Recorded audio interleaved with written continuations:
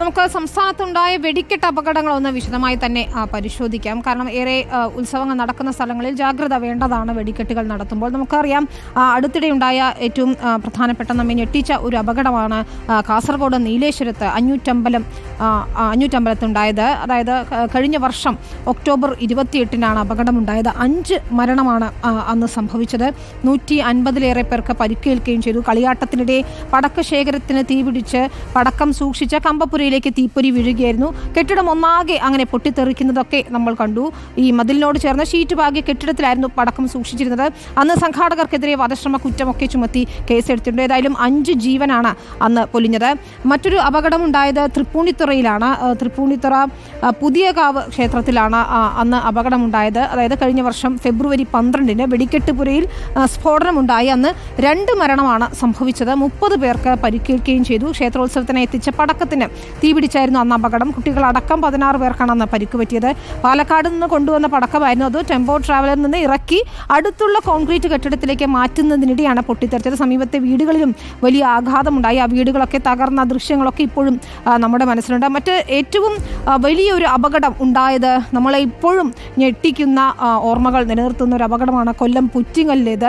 2016 April 10-നുണ്ടായ അപകടത്തിൽ അന്ന് 110 പേരാണ് മരിച്ചത്. ഇപ്പോഴും വേദനയോടെ മാത്രമേ നമുക്ക് ഓർക്കാൻ കഴിയുകയുള്ളൂ. അന്ന് 656 പേർക്ക് പരിക്കേൽക്കുകയും ചെയ്തു. കേരളം നടുങ്ങിയ ഏറ്റവും വലിയ വെടിക്കെട്ട് ദുരന്തം എന്ന് തന്നെ അന്ന് പറയണം. മീനഭരണി ഉത്സവത്തിന് സമാപനം കുറിച്ചുകൊണ്ട് നടന്ന വെടിക്കെട്ടിനിടെയാണ് അപകടമുണ്ടായത്. മുകളിലേക്ക് കത്തിച്ച് വിട്ട പടക്കങ്ങളിലൊന്ന് കത്തിക്കാൻ വെച്ചിരുന്ന പടക്കങ്ങളിടയ്ക്ക് വീണ് പൊട്ടിത്തെറിക്കുകയായിരുന്നു. പടക്കം സൂക്ഷിച്ച കോൺക്രീറ്റ് കെട്ടിടം തകർന്ന് ഇരുമ്പ് കമ്പികൾ വീണും അന്ന് നിരവധി പേർ മരിക്കുകയുണ്ടായി. 100-ലേറെ വീടുകൾ, സമീപത്തെ ഏതാണ്ട് പൂർണ്ണമായും വീടുകളൊക്കെ തകരുന്ന ഒരു അവസ്ഥയുണ്ടായി. സംസ്ഥാന ദുരന്തമായി അന്ന് പുറ്റിങ്ങൽ അപകടം പ്രഖ്യാപിക്കുകയും ചെയ്തതാണ്. മറ്റൊരു അപകടമുണ്ടായത് പാലക്കാടാണ്. പാലക്കാട് പന്നിയംകുറിശ്ശിയിൽ 2013-ലാണ് പടക്ക നിർമ്മാണശാലയിൽ, അതായത് പടക്കം നിർമ്മിക്കുന്നതിനിടെ പൊട്ടിത്തെറി ഉണ്ടാവുകയും 6 പേർ മരിക്കുകയും ചെയ്തത്.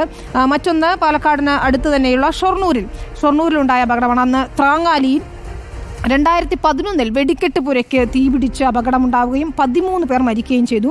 തൃശൂർ പൂരത്തിനിടെ ഉണ്ടായ അപകടം 2006 മെയ് 4-ന് വെടിക്കെട്ട് സാമഗ്രികൾ സൂക്ഷിച്ച സ്ഥലത്ത് സ്ഫോടനമുണ്ടായി.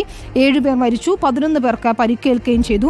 മറ്റൊരു അപകടം കൊല്ലം മലനടയിൽ കുറച്ച് വർഷങ്ങൾക്ക് മുൻപ്, അതായത് 1990-ൽ മാർച്ച് 23-നുണ്ടായ അപകടമാണ്. പെരുവിരുത്തി ക്ഷേത്രത്തിലെ വെടിക്കെട്ട് ശാലയ്ക്ക് തീപിടിച്ച് അന്ന് 33 മരണമാണ് അന്ന് സംഭവിച്ചത്. ദുര്യോധന ക്ഷേത്രത്തിൽ മലക്കുട മഹോത്സവത്തിന്റെ ഭാഗമായി നടന്ന മത്സര കമ്പത്തിലാണ് അപകടമുണ്ടായത്. കുറച്ചിനങ്ങൾ മാത്രം ബാക്കി നിന്നപ്പോൾ തീപ്പൊരി കമ്പപ്പുരയിലേക്ക് പതിച്ച് അന്ന് വലിയ പൊട്ടിത്തെറി ഉണ്ടാവുകയായിരുന്നു. പുറ്റിങ്ങലിനേതിന് സമാനമായ ഒരു ദുരന്തം എന്ന് തന്നെ നമുക്ക് കൊല്ലം മലനടയിലെ ദുരന്തത്തെയും പറയേണ്ടി വരും. പാലക്കാട് കഞ്ചിക്കോട് കുറേ വർഷങ്ങൾക്ക് മുൻപ്, അതായത് 1998-ൽ ഉണ്ടായ ഒരു അപകടം. അതിൽ 13 മരണമാണ് ഉണ്ടായത്. മറ്റൊന്ന് തൃശ്ശൂരിലെ തന്നെ മറ്റൊരു അപകടം. കണ്ടശം കടവ് പള്ളിയിൽ 1989-ൽ വെടിക്കെട്ട് അപകടം ഉണ്ടാവുകയും 12 പേർ മരിക്കുകയും ചെയ്തിട്ടുണ്ട്.